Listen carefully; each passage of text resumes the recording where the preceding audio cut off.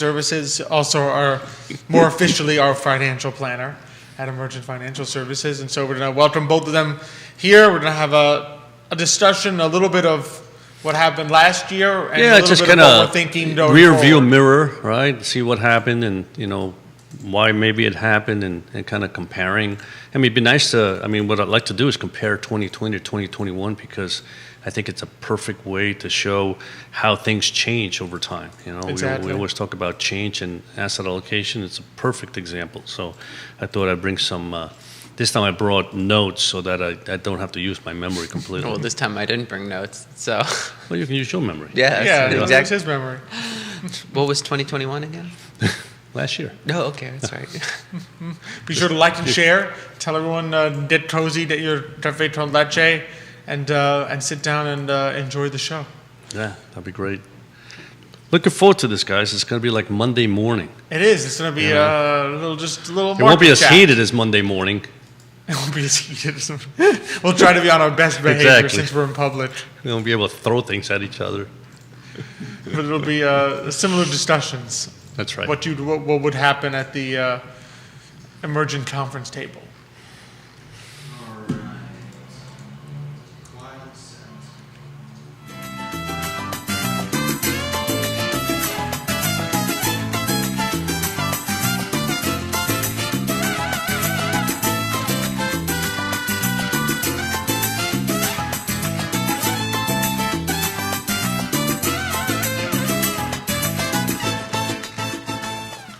Good morning, everyone, and welcome to Today y Mañana. I'm Alex. This is Xavier. We're really excited to have you joining us this morning. A happy new year to everyone, and we hope that you're managing to stay safe and warm during what's a very cold. What a way to start the year. What a way to start the year here in snowy Charlottesville, Virginia. I say let us get all the bad parts of the year out all at once.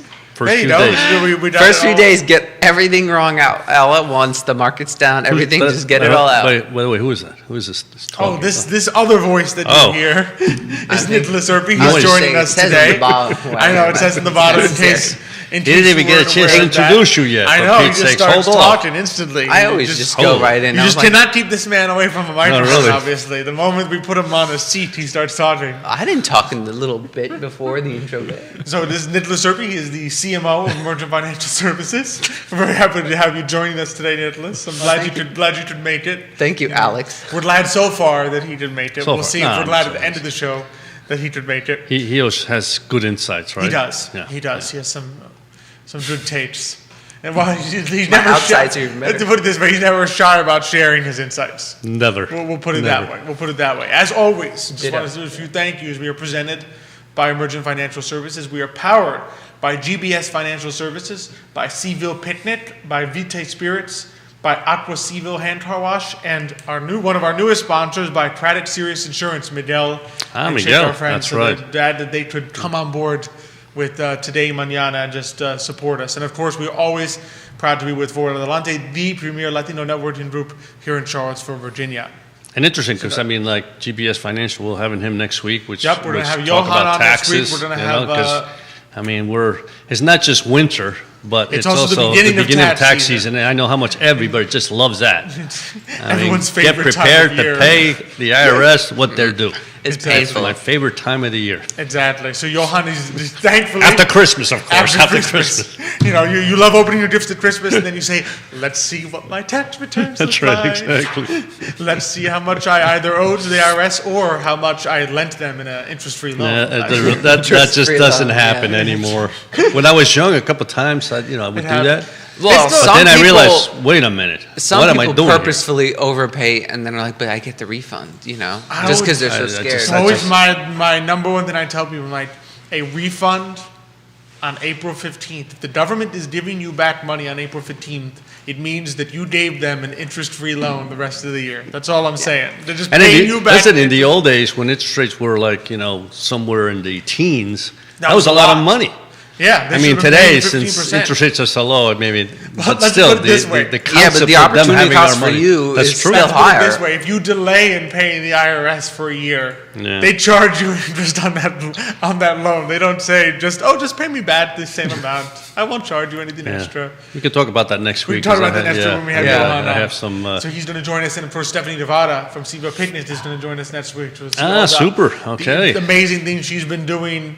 You would think, I mean, we know this, but obviously before I met Stephanie, you would think that you can't do picnics in the winter. You'd be like, picnic in Charlottesville, Virginia in January, not happening.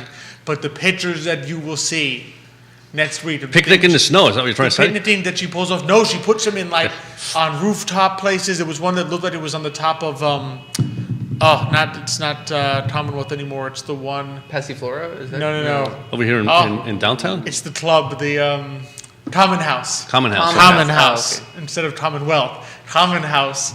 Commonwealth She was puts never them there. on the roof there with like a fire pit. She sets up the whole thing. There's some great pictures that you can see there. So Wow. it's amazing what she Yeah. manages to put together in any season. So Seaville Picnic will join us next week as well. But this Terrific. week, of course, we are stuck with. I mean, we're really happy We're to be blessed joined with. by. We're very happy to be joined by Nicholas Irby. So Nick, how Thank you, Jerry. he gets some support Yeah, I in have the to say, studio. Jerry's the only one who likes me. Yeah. To talk a little market recap. Well, I was just well, saying, yeah, don't well, ask me. Is that we were going to start Yeah. with Xavier in the market I know recap. Xavier has some instead of Christmas No, trivia. we so- have market Yeah. trivia. What's that? Instead of Instead the Christmas trivia. we have market trivia. No, today. so it's not. I mean, I'm not going to test. This is not about a test. This is just about looking back, right? Better not be. And what I found truly interesting, right? So we looked at 2020 and what happened in 2020, right? And then we look at 2021 and we see what happened in 2021. And just to kind of give you a feel, I mean, just the most simplest one, right? So the energy sector back in 2020 was down like 3%, right? And this year it's up about, let me see, well, I don't want to give anybody, but up 54%, right? Wow. And the interesting thing is like, you know, we always talk about asset allocation, and sometimes people say, I'm not even sure what that means and how it works or whatever. But 2020 to 2021 is a perfect example why asset allocation works, right?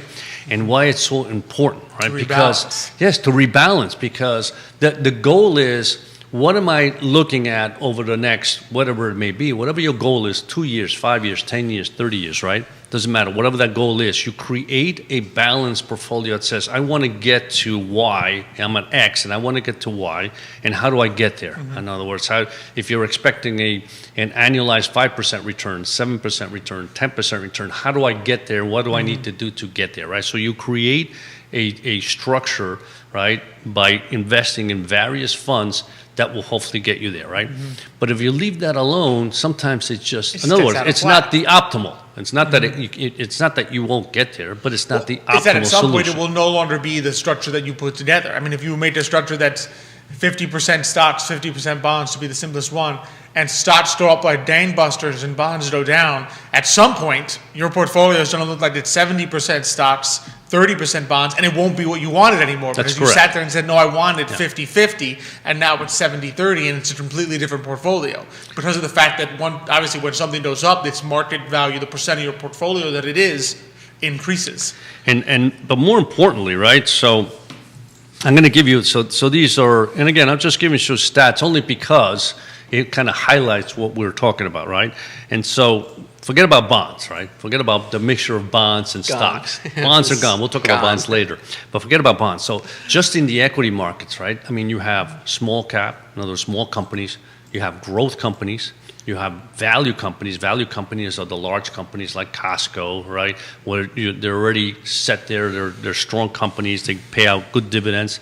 So here's an example of what happened in 2020 just in those three areas, right? Because, again, when you look at stocks, you don't just put all your eggs in one basket. You don't buy all the small companies or all the growth companies or all the value companies. You diversify, You buy a little again, bit. for the reason that 2020 showed and 2021 also showed, is that you don't know exactly which sector is going to do well, right? So again, projecting forward, if you want a 10% return, of course, you're going to highlight more small companies, right? Growth companies. If you're looking for a 5% return because you want to be a little more conservative, safer, you go to you the focus larger on the companies, larger the bonds. companies, right? So in 2020, The Russell 2000, which is small caps, was up 19.9%, so about 20%, right? The Russell 1000 value was up 2.7%. And the Russell growth, 1000 growth, was up 38.5. Now, the Russell are indices that capture X number of companies. So the Russell 1000 is the 1,000 largest growth companies, stocks. right? So 38.5%. Looked at 2021, the small caps are down 5% from the high. In other words, you would have lost 5% if you stayed on that, right? The value is up 22%, and the growth is down 11%. So again, think of it from the perspective, and not that the market's down 11, but from 2020, right, to 2021. So think about that. So if you had a portfolio of 10% in value, well, 33% in value, 33% in growth, and 33% in small, right? Yeah. And you kept that. At the end of 2020, the goal is, okay, let's rebalance and readjust, because obviously... At the end of 2020, growth would have been a larger part of your portfolio. Much larger. Small would have been a much larger part of your portfolio, and value would look like a smaller part of your portfolio. It would no longer be 33, 33, 33. They would have, maybe 50, 40 in one type of growth, 40 in another, and 20 in value. Correct. So you sit there and say, well, now I need to rebalance. this So what you're portfolio. doing is you're selling something that's gone high, right? Gone up very So you much. got to sell some of the growth and buy back some of Exactly, the value. and buy something that didn't do so well, right? And I think that's the whole point of the asset allocation. And it is amazing that 2020 to 2021 highlighted this more than any other time in history that I can remember. Granted, there's been time where emerging markets were up like 33% the next There's the different next asset year, classes right? that have done this. But in the sense of in our own markets, it was astonishing what happened between 2020 and 2021. Well, think of what you would have lost out on if you just left it alone. I mean, if you sit there and say, I never touch my portfolio, I'm not going to rebalance, I just leave it sitting there. Well, your 2021 return is going to look awful, because you're going to have most of your portfolio. Well, it's an opportunity cost. It wouldn't look awful because if all markets were up. But it wouldn't look as good, because most of your portfolio would be in the two sectors that didn't do as well in 2021, and the small part of your portfolio, the value, would be in the sector that did better in 2021. So by rebalancing and selling some of some of the growth in the small and buying back some of the value, now suddenly your portfolio does much better in 2021 because you have more of the things that ended up going up, exactly, and less of the things that didn't rise as much. Exactly. And so I'm just going to highlight a couple other things here, because it's an amazing time, right? And of course we went into 2020, everything looked hunky-dory, then we had the pandemic, right? Government shut down across the globe, right? Technology stocks boomed. I mean, you look at Zoom and Peloton did enormously well last year, 2020, they right? did well. 2021, right? Those stocks didn't do well at all, right? Because it was the opposite, right? I think both of them returned to their pre-pandemic levels. So at this point, like you have to sit there and be like, did you take your gain? What was the purpose of you investing them in the first place? Because one of the things it was funny, we were talking with our uncle while we were in New York visiting family, and one of the things we talked about and we all agreed is that you have to have a purpose in investing before you start buying these things. Because if you bought Peloton just for the short-term gain, then you needed to get out while it's a short-term gain. But if you bought Peloton because you thought it was a good opportunity to buy, like, one of the things we talked about is Peloton's argument, sort of like the argument, like the problem it's trying to solve as a business is that people are not exercising, or Americans are not exercising because they have to drive to the gym, and that takes time, and it takes time out of their day. So if you can solve that problem by making them work out at home. If you believe that is true, then you should invest in Peloton, because they had a big push to get people equipment at home. If you believe that Americans don't work out because they just don't want to, and that it takes too much time out of the day, you wouldn't invest in that company, because having an exercise machine will just gather dust. You wouldn't invest in them long term. Long term. You would buy them at the beginning of 2020, saying, lockdown, and then sell them at the end of 2020. In which case, that's a speculation, right? You wouldn't hold them for 3-4 years. Yeah. Because you're saying, I don't really believe this is a long-term bet. Right. So, then you're trying to time it, and that makes it much more difficult, because now you're speculating on something like Peloton and Zoom rather than actually trying to be like, okay, I'm trying to invest in a company that is trying to do a certain thing. But the beauty is, even from a long-term perspective, you take just the perspective of rebalancing, right? Let's say you said, you know what, I want to put 2% of my portfolio in beginning of 2020. You're saying, I'm going to put 2% of my portfolio in Peloton, 2% of my portfolio in Zoom. By the end of 2020, Peloton and Zoom are more than 2% of your portfolio. Absolutely. So then you have the decision to make. Do I rebalance? Do I go back to making them 2% again? And the way you do that is you have to sell some of them. And what would you do? You would lock in some of the gains, a portion of the gains that you got from them in 2020. So that's part of what the rebalancing does. But you need, like we always say, right? Buying a stock is easy. It's selling the stock that is the hardest part, right? You have to at some point have the discipline to say, I said this was going to be 2% of my portfolio. It's now 5 because it's gone up in value. I am going to sell some of it to bring it back to 2%. And that's the challenge of rebalancing, that you have to be disciplined and actually do it. You can't sit there and say, growth did really well last year. Maybe I'll just leave it higher this year and not touch it. So, no, you have to either believe in the strategy you set forth or you don't. And that's, I think, the behavioral challenge that comes into play. Yeah, I remember a good friend of mine, Nolan. Remember guys, Nolan Harrods, and he used to tell me that all the time. He says when you buy a stock, he says and it goes up. He says you feel good, and at times it's not that hard to sell it because it went up and you made money. It's when the stock starts going down that people just kind of fall in love with that particular stock. It's like, well, it's already down 15%. I mean, at this point, why sell it? It's 15% cheaper than where I bought it. Then it's down another 10%. Well, it's 25%. Why would I sell it now? The issue is when stocks start going down, it's when it's the most difficult for people to sell, right? And it's why sometimes you have professionals, because professionals don't fall in love with stocks in the sense of your stock, right? Well, they shouldn't. Yeah, they really shouldn't. The concept is, when it's your choice, when it's your pick, and you buy something, it makes it so much more difficult to buy or to sell something, right? You know, like you said, buying is easy, selling is always the tough. Selling is hard. As a professional, you have metrics in your head. Is like, this is what I expect this company to do, right? And if it's not doing that at this point in time, you get out, because there's going to be other opportunities. And I think that's the concept that you have to have in your head all the time, is that there are opportunities all the time. It's not sometimes there's more opportunities than others, right? But you don't ever sit at be in a situation where you say, well, there's nothing out there that I can buy. There's always something. There's always something that is opportunistic, right? Now, getting back to where I was, right? Only because, like I said, this is just, these stats are amazing, and it's not that we just look at these stats at the end of the year, but obviously at the end of the year, there's always the reporting, and you provide this kind of information, because we're always looking at this from a 12-month horizon every single month to see what's going on.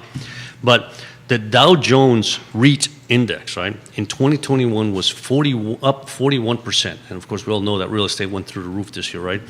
In 2020, it was down 4.79. Again, look at the divergence there, from down 4.79 to up 41.2%. What other one was really interesting? What I thought was, well, here's one where we know what happened here. That China, that's so funny. We know what happened here. Well, because I know what I'm going to say. I know what you're going to say. I know what I'm going to say. Well, it's just funny because we know like you're going to allude to something but not actually say it. But go ahead. So this basically is the Chinese index. So in 2020, it was up 38%. Last year, down 1.2%. And that doesn't capture every year, because it's only 300. We know what happened there. Yeah. So again, and MSCI, so the emerging markets, up 18% last year, down 3% this year. No, you mean up 18 in 2020, down 3 in 2021. Yeah, is that what it is? 20, yeah, use the year, bro. Yeah, it's just tough. 2020. Yeah, Happy New Year. Feliz Año Nuevo. I forgot. Feliz Año Nuevo. So it just goes to show you. I mean, and I think the Russell mid-cap growth. That was a different one, right? That's medium-sized companies. Right. 2020 up 36%. Last year up 12.7%. So again, the difference between, and the Nasdaq was up 45% in 2020, up 22%, right? Yeah.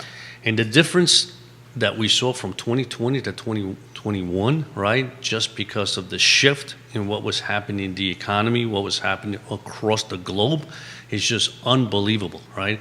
And again, one never knows when these shifts are going to happen. One never knows exactly what's going to happen in the markets, right? But when you have markets like 2021, where you see huge discrepancies between, and again, in 2020, energy and real estate were just crushed, right? Yeah. When you see that, right, and you sit back, you go, okay, is energy ever going to come back? I mean, are we going to ever need oil again? I mean, at the end of 2020, you sit there, are we going to need oil next year? Most likely, right? Yeah. Exactly. Is real estate done forever? Probably not, right? So you sit there, you go, these are opportunities. I mean, when the market's down that big, you say to yourself, there are opportunities. Do I sell everything, buy them? No. But you begin the shifting of, all right, listen, these particular funds did very well. This sector did very well, right? And yeah, technology is the future, but every once in a while, even technology takes a rest. And, we're seeing it even at the beginning of this year, right? So you shift, you begin to say, let me reallocate some of those funds into these sectors just to make sure that I have a well-diversified portfolio.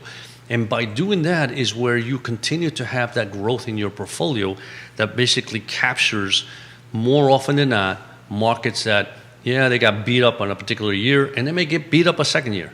But over time, they come back, right? But the key is that also that you're remaining invested this whole time. So I think sometimes when you, because I think the notion of buy low, sell high, right? Buy low, sell high is one that I think people intuitively understand, but sometimes I think the implication is, I don't do anything. When I see that the price is really low, I buy it.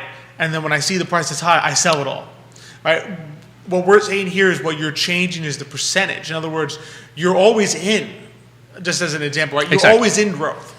So you have a portion of your portfolio. Let's say your target for growth is 20% of your portfolio is in growth stocks. You're always in growth stocks. It's not as though you wait to buy that 20% until you time it, it's low now I'll buy the 20%. And then when it goes up in a year, I'm going to sell all my growth stocks and buy.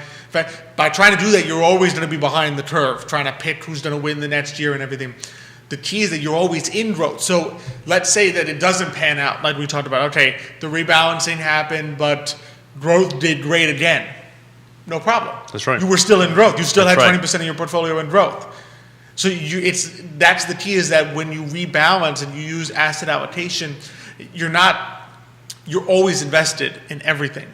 Is the key. You're never at a point at which you're saying, I don't have any of that because I'm waiting for it to go low enough. You always are invested in something. What changes is the percent, the extent to which you are invested in it, because you're trying to always keep it in balance. Exactly.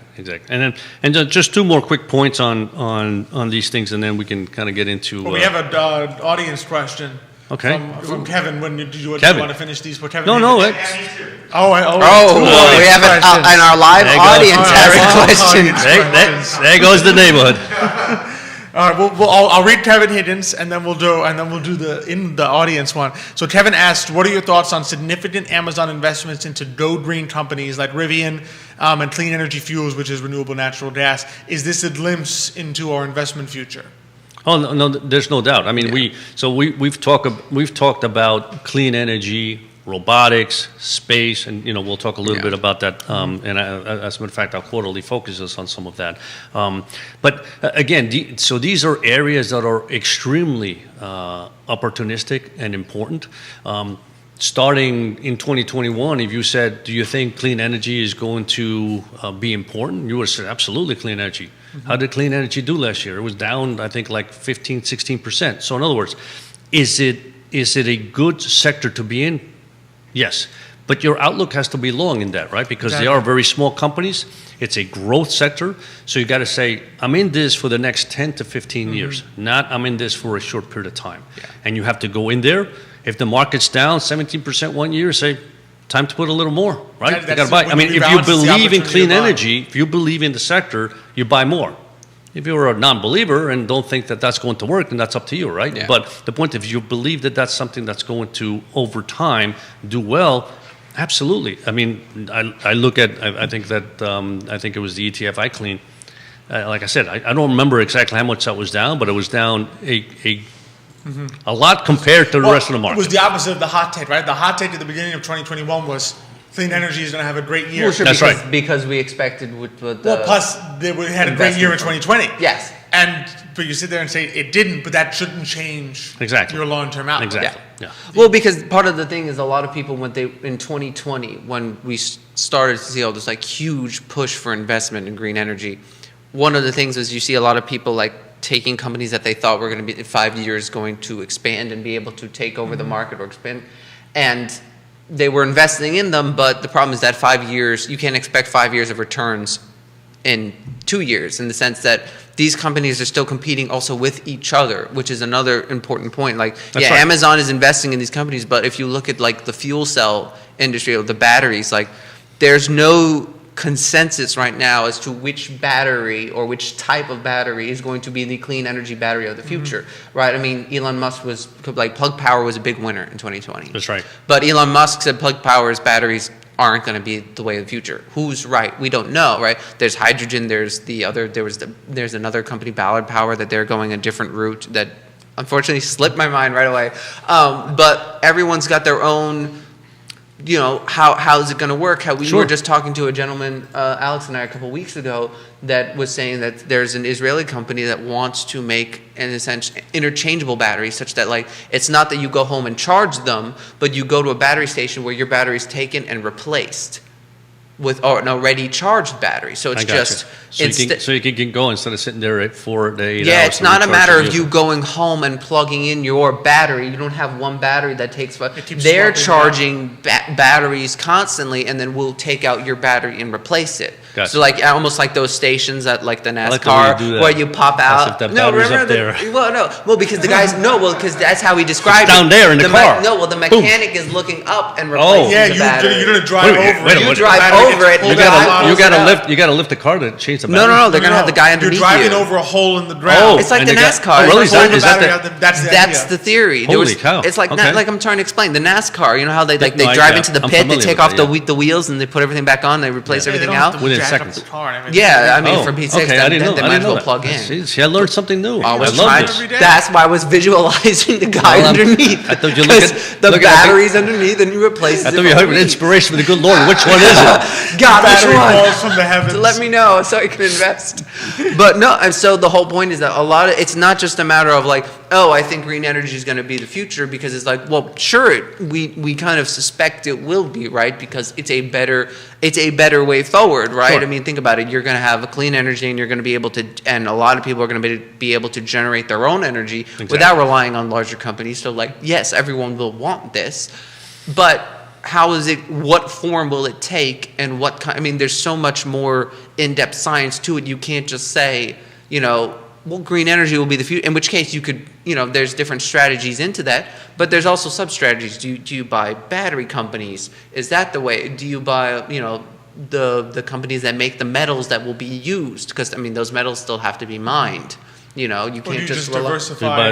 Exactly. I was just going to say, do you buy the company that does lithium, or do you just say, I'm going to buy a diversified portfolio, and hopefully, there's enough of the winners in there, and it usually is, right? Right, which is what I'm trying to say. It's not an easy call. You can't just be like, green energy, I'm just going to go, like, how do you go into that? You can't just be like, well, Plug Power is a green energy stock, so I'm going to buy it. Because if it turns out, and we're not supporting any way either for or against Plug Power, but just as an example.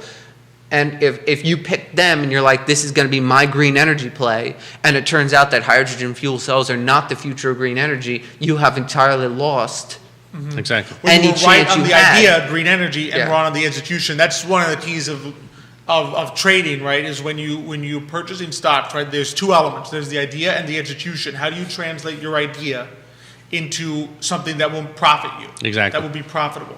And the execution is the way you do that. Because you should sit there and say, you just said it at the crash from 2020, all right, oil's too low, I want to get into oil. How do you execute that? In other words, you can't just go and buy barrels of oil and then fill up your car. You can't just say, oil's negative price right now, I'm going to buy a bunch of oil, leave it in my house, and then sell it back later. It doesn't work that way. How do you translate the idea? And sometimes diversification is the way you do that. You have the idea, green energy is going to win.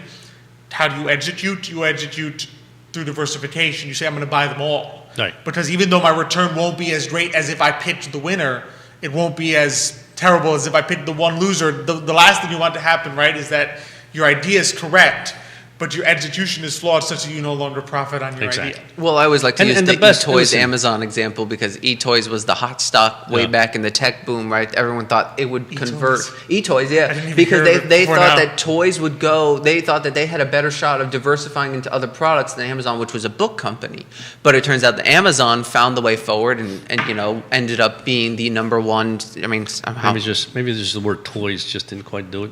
No, just, I guess the company, I mean, I don't think it was even that, or just, yeah. Yeah. I mean, eToys or Amazon. Amazon sounds like it. Well, Amazon can do I mean, how anything, many I think people is the thought thing. of original Amazon as a bookstore? I mean, what does Amazon have to do It was a with books? bookstore, yeah. I Oh, know. Barnes and Noble doesn't the- sound like a what he's bookstore saying either. is It's the like, brand it's is a so brand, is a good flexible. point, yeah. The brand is so More flexible, flexible. it doesn't have to be books. Yeah. I was going to say, I mean, look at last year with Kathy Wood. I mean, she was kind of the genius in 2020, and last year she struggled. But I mean, not just her. I mean, I would say a lot of people struggled. Well, listen, And that's only Druckenmiller because that struggled in happens. 2020, Yeah. and Kathy Wood did great. So it depends. And part of So, the I thing mean, is it it's depends just- on what you're betting Yeah, on, you know? Exactly. But I mean, again, Kevin, I mean, I would say, yeah. Kevin's I mean, got it's- another question, too. But first, I think we have a live we have a audience. live live question, so hold on, Kevin. This was for Alex, I'm sure. What's our live question? Yeah, sure. Ask it out. So I wrote this down and I was thinking about this all morning. This is for Nicholas, Xavier, and Alex. Okay. And it's tied to the Nasdaq. So the Nasdaq plunged 3.3% on Wednesday on rising bond yields and Federal Reserve tightening concerns. The slide was its biggest one-day loss since February 2021. With yields rising, Alex, Xavier, and Nicholas, are you bullish on the Nasdaq? Would you invest your dry powder in a Nasdaq ETF like the Qs? Triple Q. today, Qs. Right now. Like over at that desk over there. I mean, answer this question. The fact that you're still here means that you've lost the opportunity. Yeah. That came and went. You know what? It's Read a, that for the audience. Yes, I'll read it again. So the Nasdaq is always fun to have a little in person. The Nasdaq plunged 3.3% on Wednesday on rising bond yields and Federal Reserve tightening concerns. So the slide was the biggest one-day loss since February 2021. And so with yields rising, are you bullish on the Nasdaq, which you literally don't know, and buy the Nasdaq ETF Triple Q that tracks the Nasdaq 100 index? You know, it's interesting that you mentioned the Nasdaq, and I mean, the Nasdaq last year was a very interesting index because there were a lot of companies that didn't do very well in that index, and then there's a whole bunch of companies that did very well, and actually we were actually talking with their uncle about that during our break. And I think it was, when you look at the Nasdaq, I think about 36% of its return comes from the FANG. In other words, those five stocks, Facebook, Amazon, Netflix, Google, Alphabet. and Alphabet, yeah. It's two A's. It's fine. FANG, FANG, yeah, yeah. exactly, yeah. And it was, I mean, and at this point you can almost start adding Tesla because Tesla is basically huge, It right? took up so much. So when you add that, when you say to yourself, do I invest in NASDAQ, you have to recognize that those 6-7 companies, including Amazon, are the biggest component of that index. So if you're bullish, at least you have to be somewhat bullish on those stocks, because if you're not bullish on those stocks, then you got to sit back and say, how do I invest in everything else that the NASDAQ has except for that? And I'm not promoting one way or the other, but it's something to think about, right? But the answer, Jerry, is, at least in my opinion, when you have an opportunity, when you have an index like that is down so large, so big, and again, it didn't do as well as some of the other indices last year, I think it's always an opportunity to say, yes, the NASDAQ has those companies that are eventually the growth companies of the country, right? Mm-hmm. I mean, they have those, those pearls in there, right? So it's probably not a bad idea to dabble. Do I say I'm going to buy everything that I need today into the NASDAQ? No, but I think they're buying opportunities. One thing we've often talked about is the use of tranches. Exactly. So you sit there and say, okay, NASDAQ plummeted, right? The other day, down 3.3%. Good opportunity to buy. So, but you sit there and say, okay, I don't know if it's going to go straight up again or if it's going to have another down day. In other words, how big is this correction? You sit there and say, okay, I'm going to dollar cost average this. I'm going to buy 1/3 of my position. So I want to invest $1,000. I'm going to buy 1/3 of that today. I'm going to wait a couple of weeks to buy another third, wait a couple of weeks to buy another third. So that if it does decline again, I'm buying a second tranche at a lower piece. So you move quickly, but you don't necessarily put yourself in a position where you put the whole thing in today and now it goes down another 5 before it comes up again. And the other question you have to ask yourself also is that you take a look at those 5-6 stocks. I mean, their projected earnings are so large. You say to yourself, can they keep that up? Can they really keep that up? I mean, does it matter? Because let's face it. I mean, when they were 30 times earnings, you go, yeah, that's just huge. That's just not normal. And then they're 40, and then they're 50, then they're 60. Now they're like, what are they, like 70 or 80? And you go, holy cow. I mean, how is that possible, right? But sometimes things keep going up. So again, I hate to do this to anybody, but it's a decision you have to make and say, do I believe in those 6-7 stocks? Do I think they're going up as much as they've gone in the past, or are they going to, slow Amazon down a little? didn't necessarily have a super great year. Well, last no, they year didn't. They were only either. up by 2%. Top holdings of Triple Q. 11% Apple, 10% Microsoft, 8% Amazon, 4.5% Tesla, 4% Google. Listen, Twice, 4% Google Alphabet C shares. Right. 3.8% Facebook, another 3.7% Google Alphabet A shares, and then 3.7% Nvidia. And Nvidia, I mean, just took off last year, right? So you, again. So you're buying those companies again if you're buying, QQQ. So it's. Follow-up question. If you own most of those stocks already, would you go into the Qs? You're essentially buying them again. Exactly.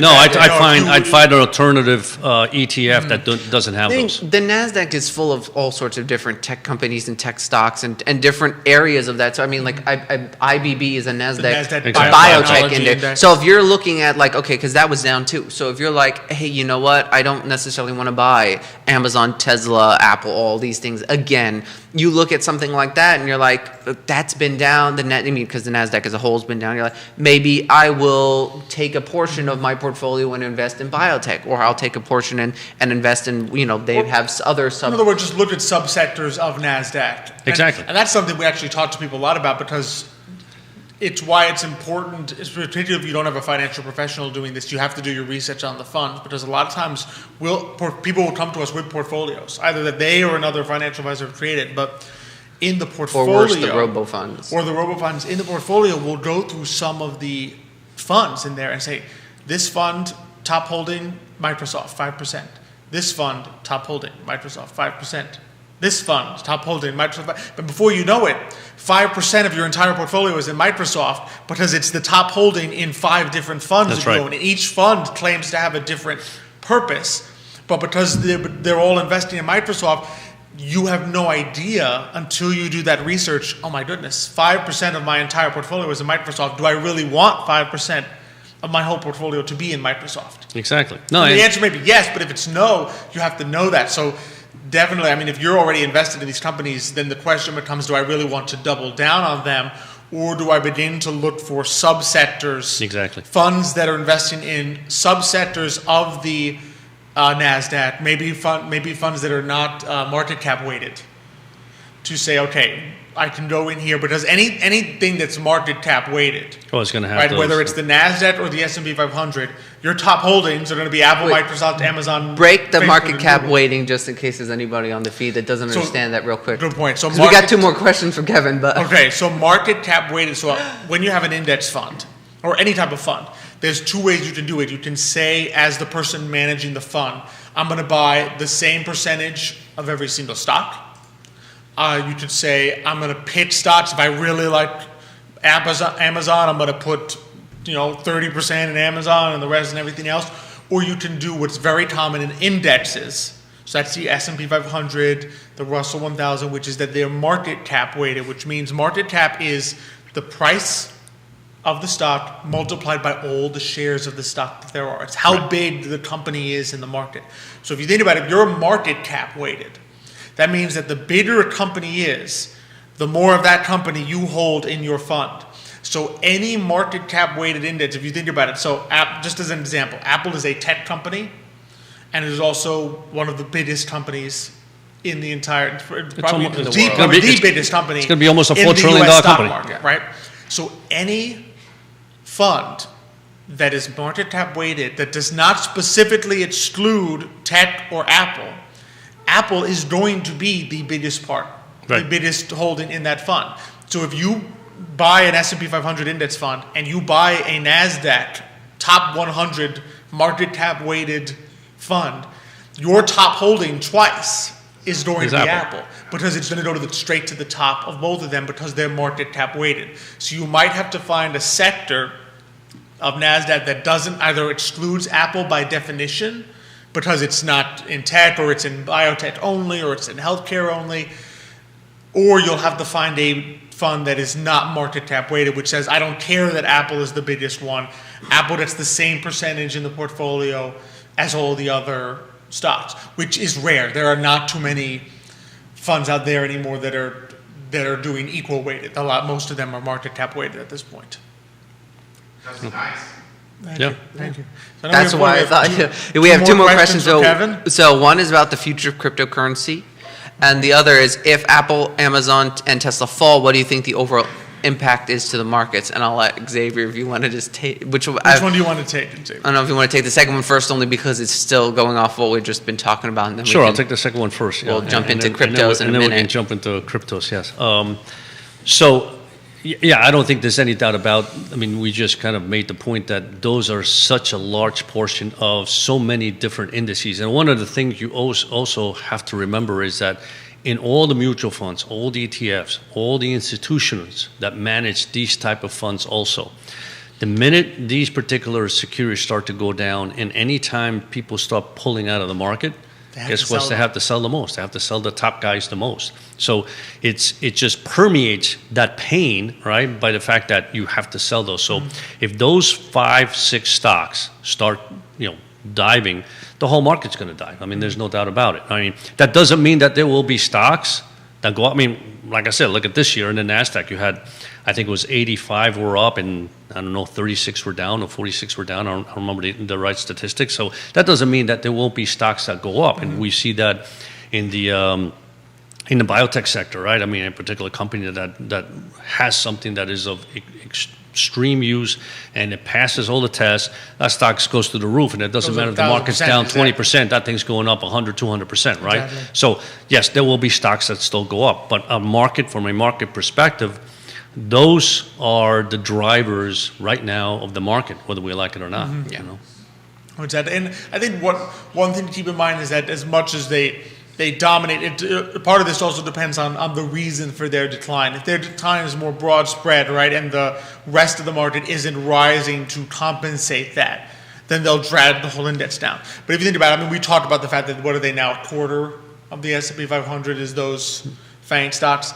That does still leave about 75% of the S&P 500 that is not them. So Right. if you have a situation where it's unique to them, in other words, Amazon and Apple, their PEs ratios, so their price divided by their earnings is so crazy high that people are like, they can't make it, I'm going to sell some. If that's the reason they decline, but the rest of the economy is doing well and the rest of the companies in the S&P 500 go up, the S&P 500 will rise because most of it is still not them.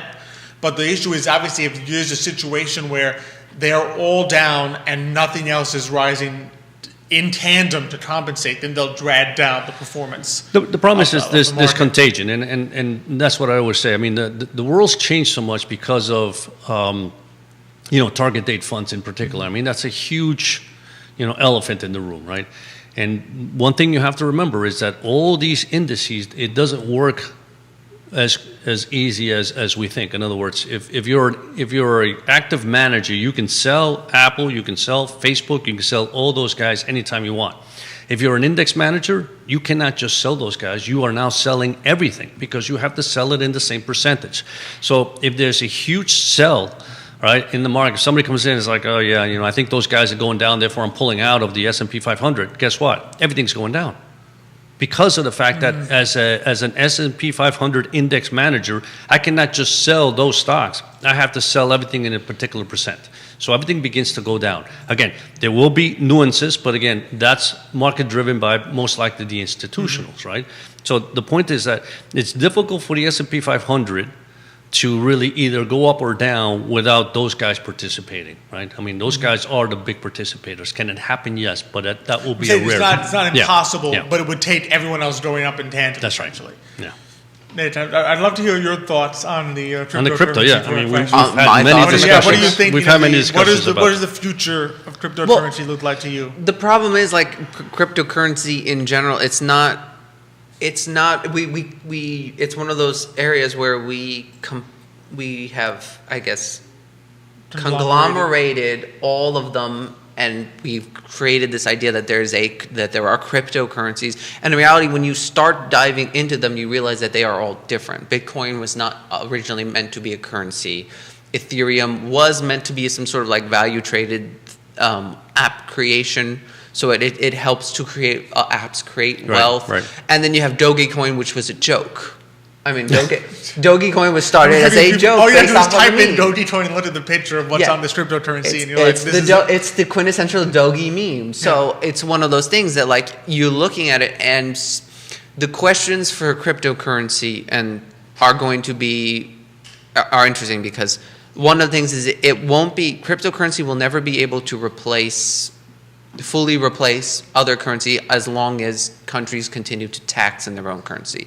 As long as you have to pay your taxes in the United States with dollars, the cryptocurrency can never fully replace dollars, because you always have to pay the government in dollars. So you'll have to at convert some at some point you'll point. have to exchange it. So at some point you have to exchange it. And it's different, because part of the problem is because of the fact that not every country is fully, I guess, if you had complete full trade, right, free trade, and you could pay your tax dollars in any currency you wanted. There are different economists have had different theories about them. Ludwig von Mises always believed that there would only be one currency because everyone would eventually flood towards the strongest. We don't know if that's true, because the conditions to make that happen have never happened before. So part of the problem is cryptocurrency is kind of like its own market. So it's in a way testing out theories of currency on its own. Is it going to be, is it a store of value? Is that what it is? So it depends on why people are buying it, because you can speculate and be like, I think it's going to go up because Bitcoin is going to be worth more because if you assume, hey, rich people need to hide their money from government so that they don't pay taxes on it, so they're going to do it in Bitcoin for all eternity, then... But if that's the case, if that's the case, does the average investor really want to be in that?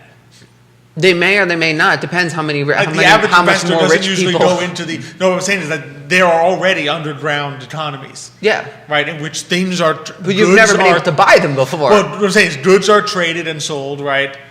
And you can, if you want, you can go find them and trade in those goods as an investment, but the average person would never do that because they prefer to keep their money in legitimate investments. Well, the underground economy does work with cash too. I mean, the question is, are we going to eliminate cash, right? So the question I have, because I mean, from I think we know who we are. In other words, we look at investing from three perspectives. You've got income, you've got speculation, you've got gambling, right? Mm-hmm. And right now we still put the cryptocurrencies in the gambling position, right? Because you're taking a huge risk. It's a risk. Right.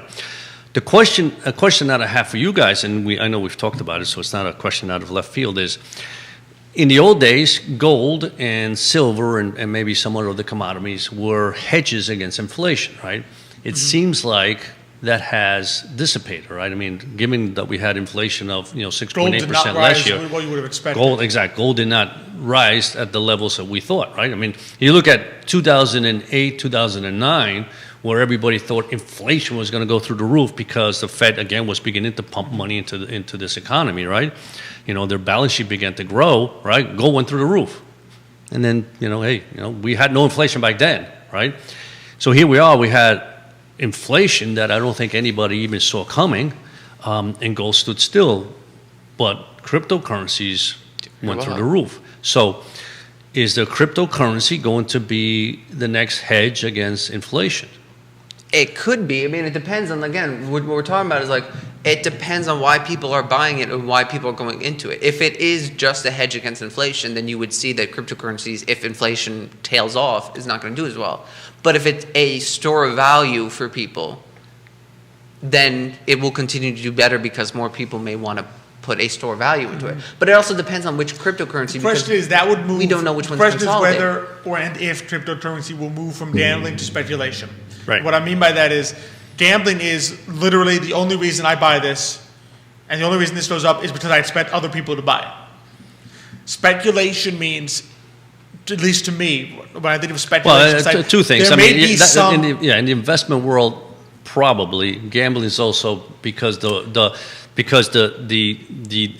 what's that called, the ratio of winning to lose, right? I mean, the amount of money you put to win is Oh, of small. course. You can win really big, right? Of course. But I'm just thinking in terms of like the only thing that pushes up cryptocurrencies right now is the fact that you expect other people to buy them.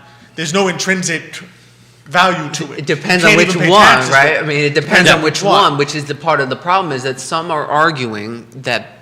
So, for instance, Bitcoin doesn't have an underlying. People say that the underlying value is math. Well, math, if you can show me a material, physical math, I would like to see it. There's no such thing as a physical math. So it doesn't have an underlying value to it. Like everything works on math in the currency world. Ethereum, however, claims that it is an exchange. It basically what it does is it's somehow an exchange where different companies can develop apps or businesses using Ethereum. It's almost like I kind of compare it from what I understand to like a video game currency. Where like in the video games there are currencies that people exchange to buy their little weapons and whatever they need to advance their things. It's kind of like buying a World of Warcraft currency because people exchange it. which may put it into a speculation category, because then you have something that is being used to facilitate goods and services and may have a long-term future, but you're still speculating because it provides to you neither income nor a future stream of income. And that's really the key, right? If you think about investing in a stock, when you invest in a company, you're either investing, there's two reasons, right?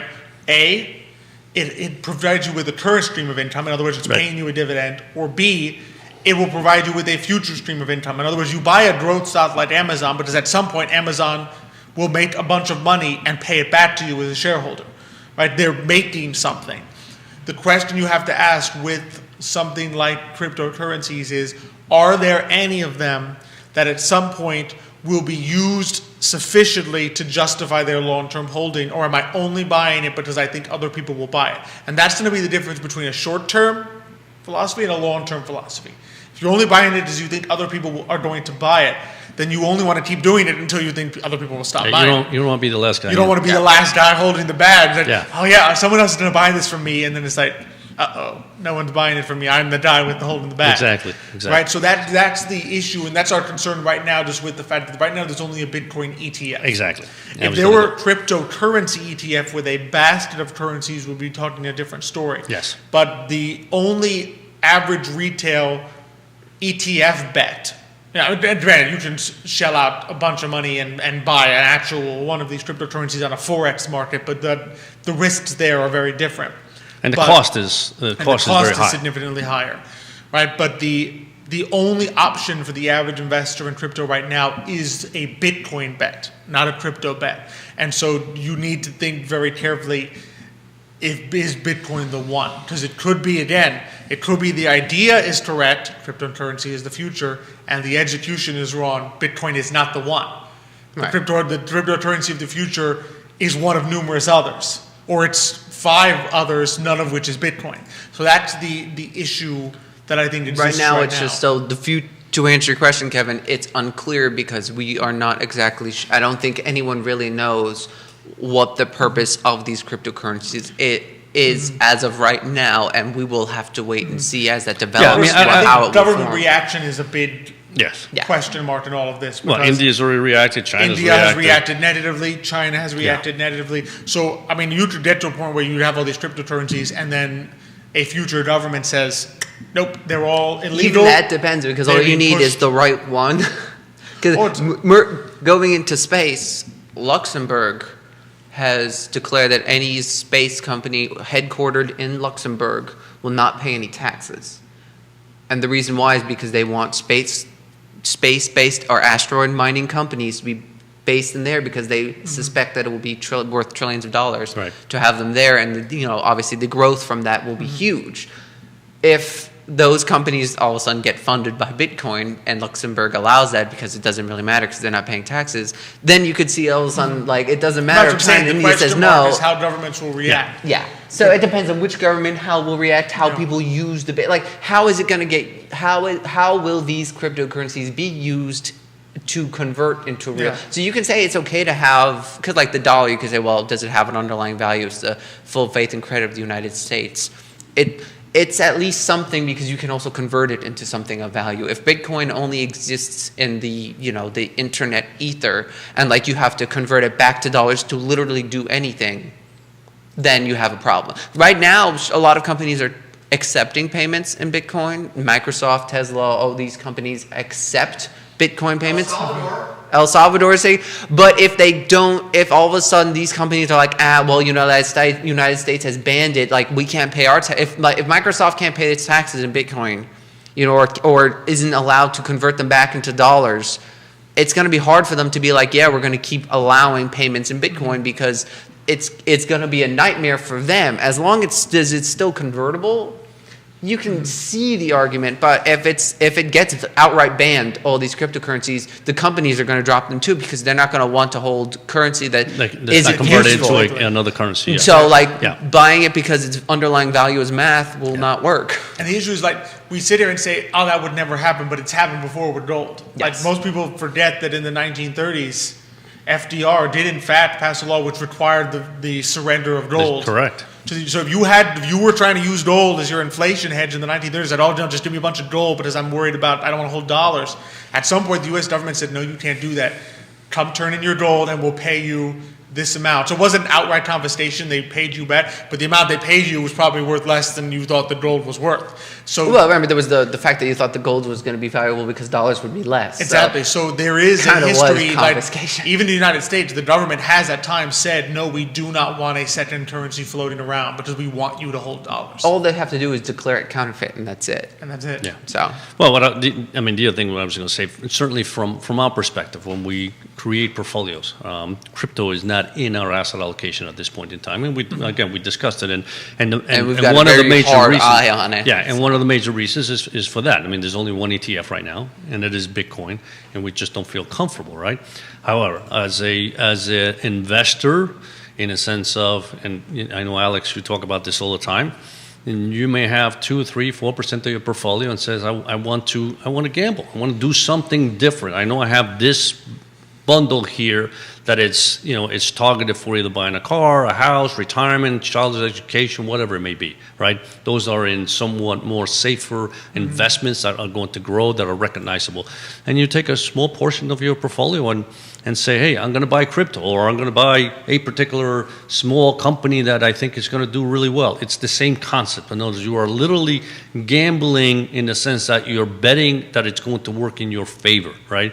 You don't take your whole portfolio and do that. But again, at this point, using crypto as a hedge to inflation, we just don't feel comfortable. It's questionable right now. Yeah. We did have one last question if you want to go there, unless you had Sure. something. No. I'm going to slightly change up the question because I don't want to end on a totally negative one. So, I didn't realize we ran out of time. Kevin asks, what keeps you up at night thinking about the future of your clients' money in retirement? And I'm going to rephrase it slightly as a two-parter. What keeps you up at night? What are you worried about? And what are you excited about for the future? So one optimistic out. Well, that's one a little optimism in there too. It's funny, and we literally had a client yesterday, and she was saying how, if she had to do this, she wouldn't be able to sleep at night. And I said, well, this is why you hire us, so that we don't sleep at night, and you can, right? But the answer is, to be totally honest, there's nothing that doesn't allow me to sleep at night. And the only reason is because when we are managing assets for clients, right, they have goals, they have expectations, and they have risk tolerances. And once you understand what their needs are, what their tolerance is, and what they're expecting, right, you create a strategy that fits them. We understand that there is always the quote unquote black swan event, right? But even then, a black swan event is only horrible if it happens right at the smack time where somebody says, okay, I need now 20, 30% of my money. Can I get it? It's like, yeah, you can get it, but boy, you just put a huge dent in your future cash flows, right? But other than that, nothing really keeps me awake, because you work your little butt off, right, to create the strategy that fits every single client, right, that they're going to feel comfortable with, right? And as long as you communicate that, and we do that very well, I think, and continuously, as long as you communicate that, then you feel good. You know, for sleeping well at night, there's lots of other things that let me sleep, but it's not that. It's not the What are you market. excited about? That was the second part. What am I excited about? Boy. Cryptocurrency, obviously. No. So you know, it's funny, and it's what I said at the beginning. You know, life just changes every single day. It just has surprises every single day. And I honestly look at surprises from a positive point of view, because sometimes there are challenges. And I think in life, when you have a challenge, I think that's good, because you challenge, you take it on. And when you're successful at solving that challenge or helping somebody, it makes you feel good. So, what makes me feel good is just always looking forward and thinking that tomorrow is a brighter day for, as many people as possible. Yeah. Absolutely. Nick, what about you? What keeps me up at night? Both. Well, to be honest with you, one of the things we have to say is that we have a more, especially with our business, a more stoic sense of looking at things in the sense of, like, there was a famous quote from Epictetus that if you can control it, change it. If you can't control it, don't worry about it, because you can't change it. So one of the things we always like, the history of financial markets has been, it's going up despite the fact that we've had depressions, world wars, everything. So we're not going to worry about even black swan events, because if we can manage it, we will manage it. Part of what we do is, like, you manage risk. And then you hope for, and the reason we have these long time horizons is because we know things happen and you have to manage them. And so, I don't think that anything necessarily keeps us up at night or we worry about, because we have a way of communicating to our clients that you're in it for the long haul and, we're here to help. What I'm excited about is every single year something really good happens. The thing about the financial markets is that they're sort of like a very small glimpse, but they are a glimpse into the world's kind of capitalist motions. And we can see as problems arise, businesses also arise to solve those problems. And financial markets allow you to own and invest and help those companies accomplish that by giving them capital. So what I'm excited about is that whatever that next solution is, because sometimes people ask me sort of like, there'll be a problem in the world. And, I was having a discussion with some of, my fiance's friends, and they were like, well, how would you fix it? And I said, I don't know how to fix it, but there's a business out there that does. So that's why you invest. There, Somebody knows how to fix this problem. There's probably 5 guys with 5 different ideas, and they're all trying to do it right now that we just don't know about. And with the financial markets, once they go public, you can invest in those companies, and they have the capital now to expand and solve that problem. So what I'm excited about is that there are problems everywhere in the world, and there are businesses there that are going to be solving them. Yeah, love it. You too. So, I agree. Obviously, I'll phrase it this way, from a financial planning perspective, inflation is what worries me the most, because that's one of the major factors for clients' long-term financial plans. However, from a market perspective, I agree. I think the key is that as financial advisors, we manage risk and we do not chase returns. And I think the chasing return is, I think, what causes people to be up at night, because you sit there and say, oh, I want to get 10%, I want to get 15%, I want to get that big winner. And you then, if you're only looking at that, you will take more and more risk, because as we all know, the only way to get more return is to take more risk. But when you sit there and say, here's the risk that I want for this client, and I'm going to manage in accord with this risk no matter what the market does, right? Then I always know that there's a consistency there. In other words, you will always do right when you do what you say you're going to do. So if you say, I'm going to manage it with this risk target, and you do that, then you're going to be fine. Because there's going to be days when the market is up 30%, and this risk target that you picked for the client, that portfolio is only up 15. But you can rest confident in saying, you know what, if that's the case, then when the market's down 30, I'm only going to be down 15. So you sit there and say, I don't feel as worried, because the key is we're managing risk, not chasing returns. If we were chasing returns, I'd be worried. But as you sit and say, how long can this go on? But it's not about that. It's about saying, here's the risk that you can afford to take, such that your financial plan will make sense. And that to me makes a lot of sense. And then in terms of what I'm excited about, kind of going back to what you said earlier, there's always, even when you look ahead and say, okay, maybe this isn't going to be a great year for certain ones, can Apple continue to do what it's been doing? Can some of these stocks, there's always another opportunity out there. So I'm kind of excited to see what opportunity arises this year that I haven't been thinking about before, because obviously last year was value, year before was tech growth.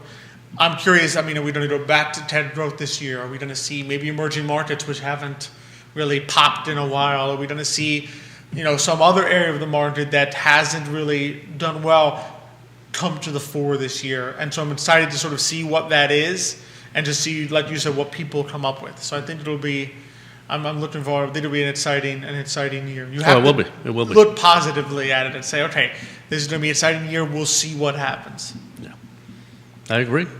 Great question, Kevin. I agree great question. with both of you. Yeah. And we're going to do a little shout out because we have Rosalia Cordaro watching, Heather Word, and Elizabeth LaMarche. Thank you all for watching. Yeah, some people liked in the show today. Reina Lama, Lucrecia Morales, and Quentin Beckram. Thanks for liking the show today. Thank you so much. Yeah. Happy New Year. This has been fun. It's been a lot of fun. I enjoyed this. Yeah. Absolutely. This is what every Monday's like.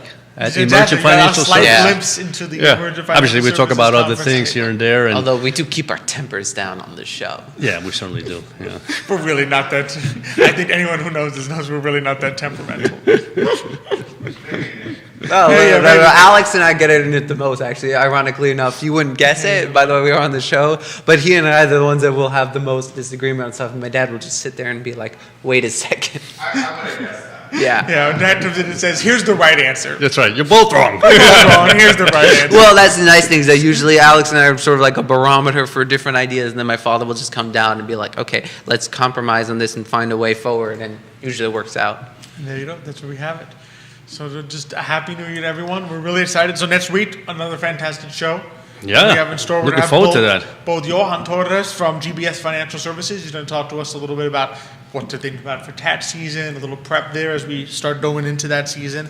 And then Stephanie Devada from Seville Picnic is going to come and tell us a little bit about what she's been doing and the creations she's been putting together even in the midst of chillier weather. Talk about positive, right? Having a picnic during winter. I mean, that's great, right? Exactly. Yeah.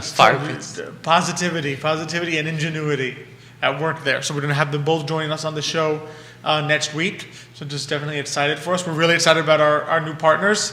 A bunch of new partners actually. We got Craddock Serious Insurance, we got Aqua Seville Hand Car Wash, and we love our partners of Vitae Spirit, Seville Picnic, GBS Financial Services, and Forward Adelante. As always, we're presented by Emergent Financial Services. You had a little bit of taste of the team here today on the show. And as always, we are especially powered by you, our audience. We really appreciate you watching. We do again wish, I know there's a little more snow in the forecast tonight, so be sure to be safe and warm. We hope you're doing well, and we wish you a very happy New Year. Feliz Año Nuevo. Feliz Año Nuevo. Yeah. Próspero año. Próspero también, yeah. Próspero año y felicidad. Y felicidad. Happy New Year. So sounds like a song. I know, it sounds like a familiar song. I don't know, yeah. We'll have to look that up. Or write one, right? or write it. But as always, appreciate you watching. Be sure to like and share. Let us know. Thanks, Kevin, for all the questions today. Thank you. Get them ready for next week. Yeah. Be sure to send us any questions, comments, things you want us to talk about, and we'll definitely feature them on the show. We look forward to seeing you next week. But until then, hasta mañana.